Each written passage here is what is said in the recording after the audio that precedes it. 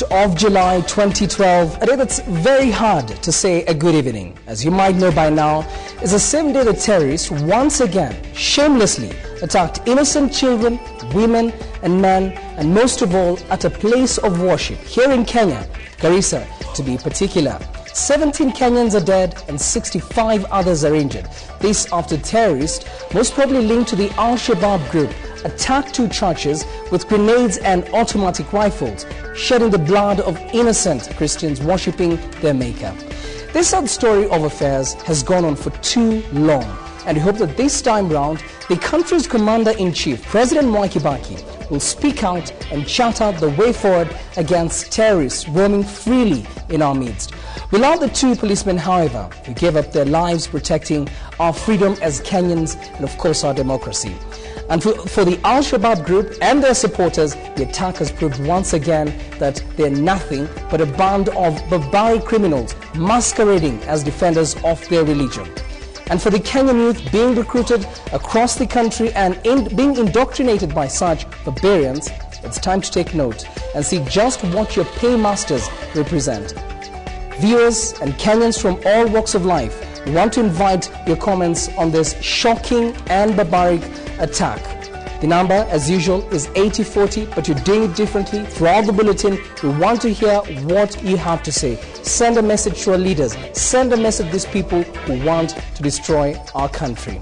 Joining us this evening also is KTN's Joy Doreen Bera.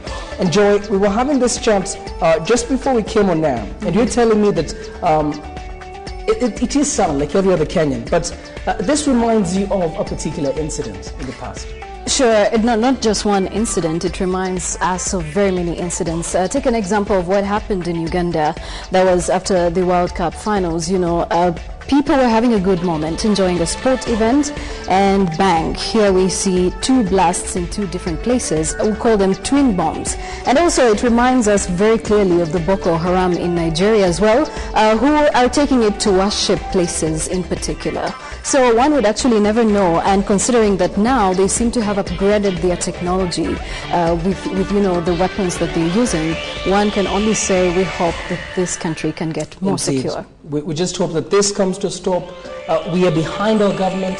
Whatever measures they take to just bring this to an end, as Kenyans, I believe we're all on board. Take it away, Joy. Right. Well, this is your authoritative channel, KTN. Let's take a look at some of our headlines.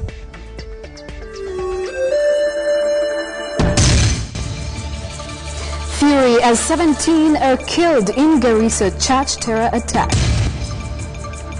Over 65 victims of Garissa terror attack admitted to hospital. Muslim body SUPKEM calls for fast-tracking of anti-terrorism law. And still on KTN Sunday night, what does it take to be a coxswain?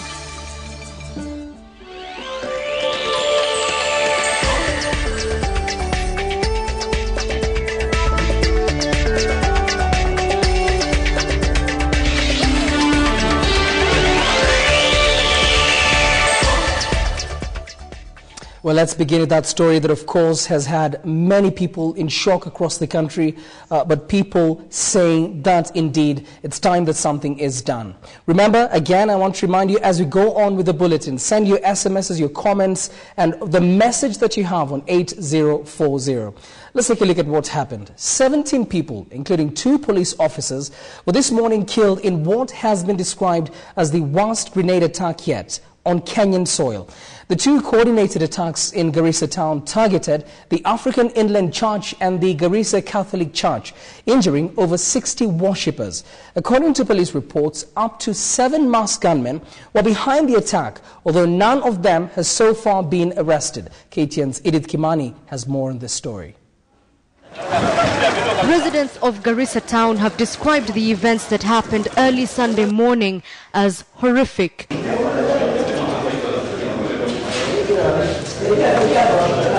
What was to be an otherwise routine Sunday in church ended tragically with 2 police officers, 4 men, 8 women and 3 children dead.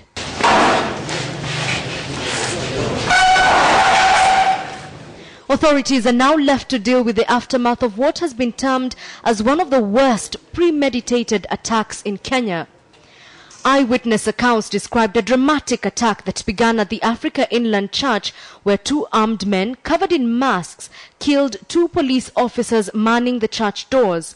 The armed terrorists are then said to have made their way into the church, where they indiscriminately opened fire on the congregation, reportedly killing several on the spot. Moments later, two other men, also masked, reportedly entered the church, where they hurled a grenade before escaping on foot. Police reports say the attackers stole two firearms from the policemen they killed. As this was happening, 2 kilometers away, a grenade explosion went off at the Garissa Catholic Church, where 3 people died. Mimi nilikuwa nimesimama kwa mlango peke yangu. Niliona watu watatu wakiingia kwa main gate. Wawili walikimbilia askari wenye walikuwa wanalinda. Mmoja alikimbia ndani kanisa. Mimi kuona hivyo nilikimbia nikiwa nimeingia kanisani ndani. Baada ya hiyo ndio waliingia kwa kanisa ndani na wakapiga risasi kiholela. Na hapo watu 9 wakakufa on the spot, na mmoja amekufa wakati alikuwa anaendelea na kutibiwa kule PGH. Security agents say that up to 7 people were involved in the highly coordinated attack, one of whom sustained injuries from the grenade blast. Security forces, however, say they're in pursuit of the attackers and at one point had to close all roads leading out of the town as part of the manhunt. Christ is Lord, God. Yes, my Master, Lord God, we shall not remain silent. Residents of the area are now raising concern over the frequency of attacks in Kenya and specifically in places of worship. Although no one has claimed responsibility for this latest attack, speculation is rife that the ragtag Al-Shabaab militia had a hand in it. Yusuf Haji, the acting Minister for Internal Security who was en route to Burundi, told KTN that he was returning back to Nairobi. He said the government will issue an official government statement tomorrow. The attack comes just 2 days after gunmen killed a Kenyan driver and abducted 4 foreign aid workers from the Dadaab refugee camp, some 80 kilometers northeast of Garissa. Edith Kimani, KTN, Sunday night. Well, we're still keeping track of the situation on the ground. In just a while, we'll be crossing over live to Garissa. But first of all, let me just, share with you what other Kenyans are saying. Remember, 8040 is where you can voice your opinion. Tell us what message you have, first of all, for our leaders, and then for these cowardice terrorists. Let me just begin with 2, but so far we have hundreds of SMSs that are streaming in. Let's begin with Daniel Chemno in Donholm Estate. This is what you're saying. We expect the Commander-in-Chief to show leadership at this very crucial moment. It's a surprise that the President has not commented today, but we hope that he'll be able to comment tomorrow and guide us in the way we should move as a country. And then Kenya should now use all at our disposal to eliminate the Al-Shabaab once and for all. That's Francis in Kikambala. Hundreds of messages streaming in. 8040 is the number. Let's keep track of what happened and what's happening so far. 7 survivors of this particular attack, the simultaneous grenade attack in Garissa, have been airlifted to Nairobi in critical condition for specialized treatment. One amongst the 7 has been rushed directly to the Kenyatta National Hospital Intensive Care Unit. This, as 50 of those who were injured in the blast continue to receive treatment at the Garissa General Provincial Hospital. Here is KTN's Angel Katusia, who's been keeping track of that particular front. First, it was the Kenya Air Force plane landing at the Wilson Airport few minutes past 5 p.m. with the first 2 survivors of the Garissa grenade attacks. Then the army of flying doctors with more patients, then intensive care air that carried 1 patient who was directly rushed to the Kenyatta National Hospital Intensive Care Unit, landed at the airport at 6:30.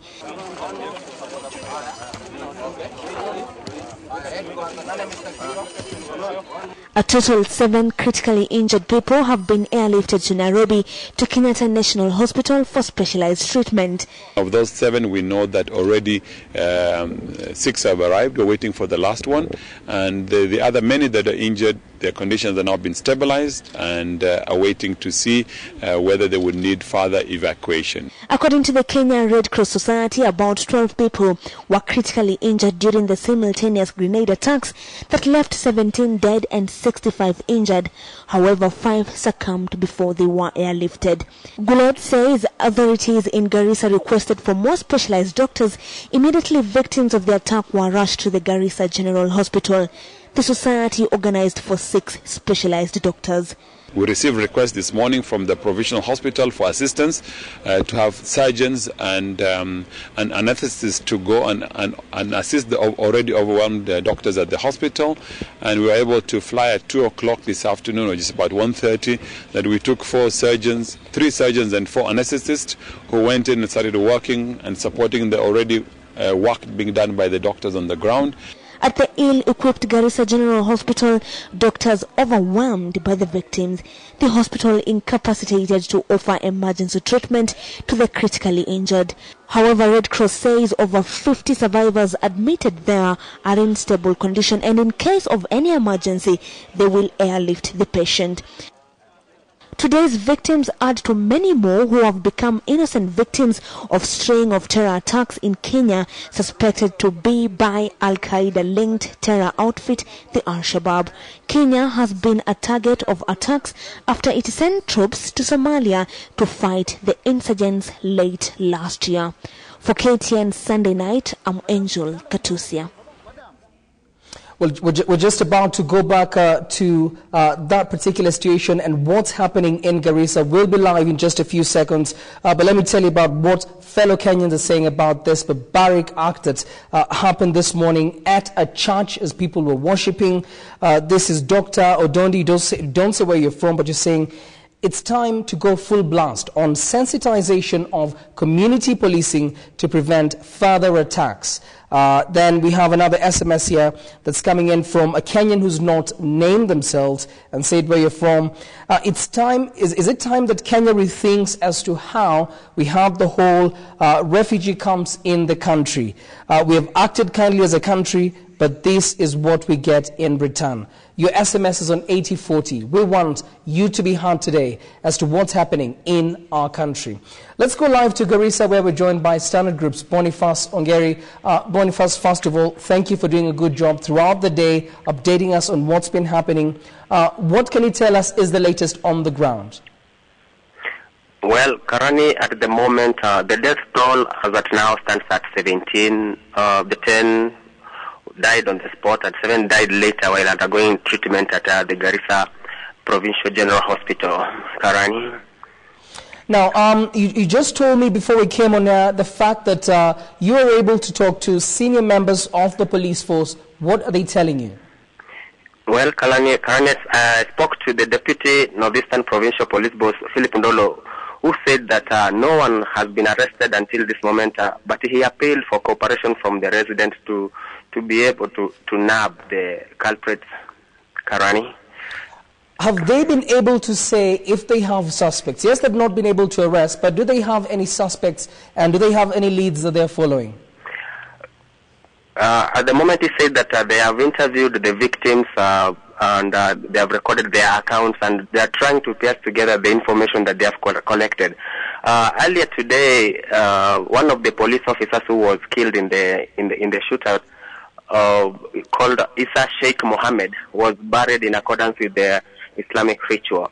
The relatives said they were kind of disappointed by the attacks, but they said that he sacrificed for his country, and they are glad, but not quite okay. Karani. Finally, just want to ask you, have you been able to talk to residents of Garissa? What are they saying? What's the mood on the ground? There is a mixture of fear and defiance in the town. Some of the social places were recording low activities, while others said that the incident will not deter their normal routine.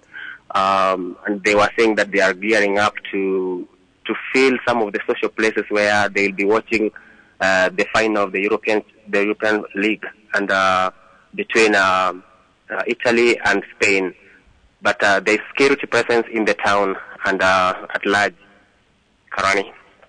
Well, thank you very much. Boniface, as I've said, thank you very much for being with us throughout the day, giving us real-time updates as to what's happening there. Just before I hand you over to Joy Doreen Bira, I want again just to share with you the mood of most Kenyans, and we're seeing very hot topics, especially on Twitter and Facebook. All of you reaching out to KTN Kenya to share with fellow Kenyans. Somebody says, as Kenyans, we need to rethink the whole issue of how we handle our security situation. It does not make sense that such a small country has the biggest refugee camp in the world. You didn't leave your comments. And then somebody else talking about the same thing. Kindly, despite Kenya being a very good and hospitable neighbor, we have been taken advantage of. That is Mutai in Nakuru. We'll keep sampling them throughout the bulletin, but for now, I'll turn over you to Joy Doreen Bira with the day's other stories. Well, still keeping it with the updates as terror attacks escalate in the country. The Kenya police and top security organs in the country say the face of terrorists and their attacks are changing. Here is KTN's Betty Kello with a detailed analysis of the terror attacks and the latest string of attacks that have sent security organs back to the drawing board. With the ever-changing face of terrorism in East Africa, the National Security Intelligence Service and other security organs are racing against time to uncover planned attacks against Kenya by terror groups like the Al-Shabaab. The terror groups have adopted evolving strategies of terrorism in Kenya by using an array of tactics and technology which security organs have described as diversionary. Since March 2011, Kenya has faced over 40 grenade attacks. Top security organs say such attacks intensified after Kenya's incursion into Somalia on Operation Linda Nchi, which was launched in September last year. Security organs believe that the ongoing terror attacks in Kenya had been pre-planned by the late Fazul Abdallah Mohammed, the terrorist who masterminded the 1998 bomb attacks in Nairobi and Dar es Salaam that claimed 222 lives. Fazul was gunned down by TFG soldiers at a military checkpoint in Mogadishu in June last year. Kenyan security forces say that terror organs in the country operate in separate groups, otherwise known as cells. The cells have separate and distinctive leadership with different operational structures, meaning that each cell does not know what the other is planning. The intelligence service says that in the past months, terrorists have had a big number of newcomers, most of them youth who have been recruited and indoctrinated by Al-Shabaab sympathizers to attack Kenyans. Also, the security organs are now worried by a trend which has seen Al-Shabaab using indigenous Kenyans to target fellow Kenyans in terror attacks after being trained and indoctrinated in Somalia. However, even though the Kenyan police and the NSIS operatives have been battling with terrorists, sources told KTN that these organs continue to face a number of serious challenges. Key among them is that terror suspects in Kenya are routinely granted bail by local courts after being arrested and arraigned in court by police, giving them ample time to disappear by crossing to neighboring Somalia, where they continue to plan more attacks against innocent civilians.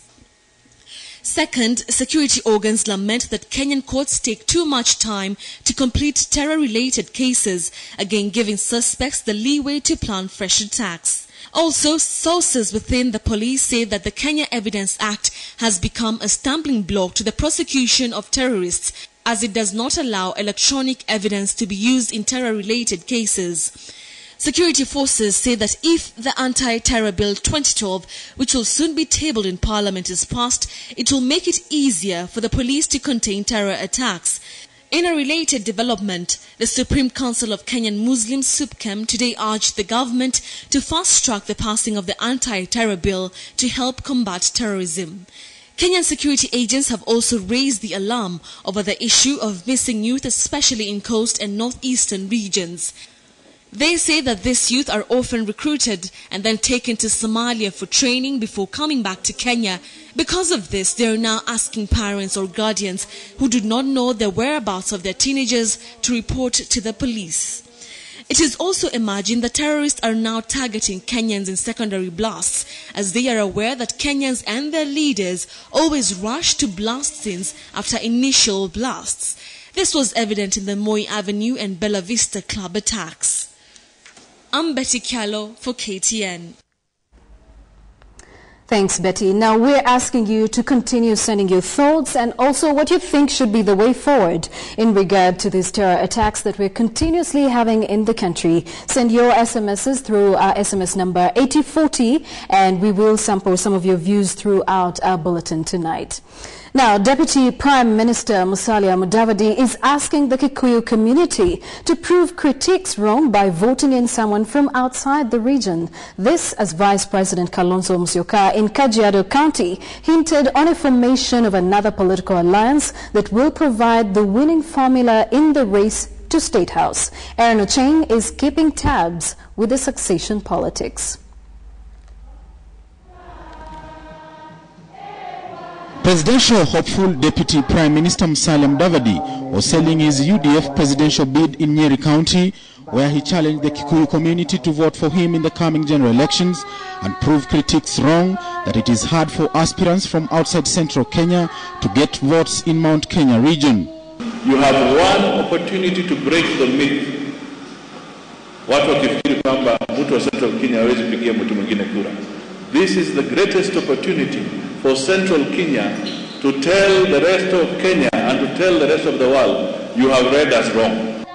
Mudavadi says he will continue from where President Kibaki would have left in improving the economy of the country and infrastructure development. After campaigning in the coastal region in the last 5 days, Vice President and Wiper Democratic Movement presidential aspirant Kalonzo Musyoka was in Kiseri and Kajiado County for a Sunday church service. Musyoka hinted on a formation of a new alliance with other leaders, which he says will be people-driven and provide a winning formula in the coming general election. We're going in for the win, yeah? So be prepared, because it's a week in politics, they say it's a very long time. Another presidential hopeful, Gatanga Member of Parliament Peter Kenneth, was in his home county of Murang'a, where he accused the Kibunja-led National Cohesion and Integration Commission of sleeping on the job. Kenneth says the commission is doing little, if any, to curb the spread of hate messages by politicians in campaigns. Na hii kamati ya Kibunjia, kama inataka kuona ya kwamba siasa inachezwa sawa, lazima ionyeshe meno. And URP presidential hopeful William Ruto was in Kipkelion, Bomet County, where he urged residents of the Rift Valley to welcome all presidential aspirants in the area. Ruto says the Kalenjin community should listen to all leaders who are campaigning and make informed choices on whom to vote for. Kila mtu wako na haki kuja bonde hii, watafute kura, huku ni kwetu na ni Kenya, na kila mtu wako na haki ya kutafuta kura. Aaron Ocheng, KTN, Sunday night. Still keeping it with politics in our news from around the country. The country tonight, Prime Minister Raila Odinga visits ailing veteran politician Martin Shikuku, and Kajiado residents also calling for an efficient method of distributing antiretroviral drugs. These and more stories in our local roundup. Residents in Kajiado constituency are asking the Ministry of Medical Services to improve distribution of antiretroviral drugs to locals. Led by local religious leaders in Birikini area, residents say more mobile clinics will see more patients receive medical attention and home-based care, especially the vulnerable members of the community that are the most affected when it comes to accessing the drugs. In Isiolo, Vice President Kalonzo Musyoka's wife, Mrs. Pauline Kalonzo, has urged pastoralist communities to embrace education, especially to the girl child, to empower women in their community. Mrs. Kalonzo was speaking in Isiolo town, where she donated foodstuffs and sanitary towels for schoolgirls at different children's homes. In Mombasa, the Sheriff Nasir Foundation, in collaboration with the Mombasa City Council, has embarked on a city lighting project to curb crime in the dark alleys of the city. The foundation's chairman, Abdul Swamad Nasir, says the project will also help reduce the drug peddling menace in Mombasa. Elsewhere, the Aviation Society of Kenya has distanced itself from speculation by some members of parliament last week concerning the Kibiku helicopter crash, saying any reckless statements on the crash that claimed 6 lives will hamper the ongoing investigations. The Aviation Society further added that they will be conducting an independent inquiry of the same crash and provide their report on the same. The association officials were speaking at the annual meeting in Nairobi. Finally, Prime Minister Raila Odinga has promised the government will cover medical bills for the ailing veteran politician Martin Shikuku. The Prime Minister said this when he paid a visit to Shikuku at a medical center where the senior politician is hospitalized. Odinga added the government is working on strategies to make cancer treatment and management affordable in the country. He was accompanied by Ministers Anyang' Nyong'o and James Orengo. Now, that aside, of course, we all know what's happening today. That's going to be the Euro 2012. The whole world will, in the next few minutes, focus their attention on the finals of the Euro 2012 soccer final match between title holders Spain and Italy. There's no doubt that Spain has distinguished itself as the best team in the world, but Italy will start the match in key as underdogs who have overcome adversity to reach the final. Now, the two teams met in the group stages and settled to a 1-1 draw, but tonight's match will be a different ball game because of the high stakes involved. Spain, being the European and world champion, are no doubt the favorites, but Italy's elimination of England in the quarter-finals before seeing off a heavily favored Germany has many rethinking their pre-tournament predictions. And of course, while Spain have been defensively sound, however, they have failed to light up the tournament in an attacking sense as they have done in previous years, with Del Bosque unsure over whom he should name as his starting striker, or indeed if he should name one at all. The options of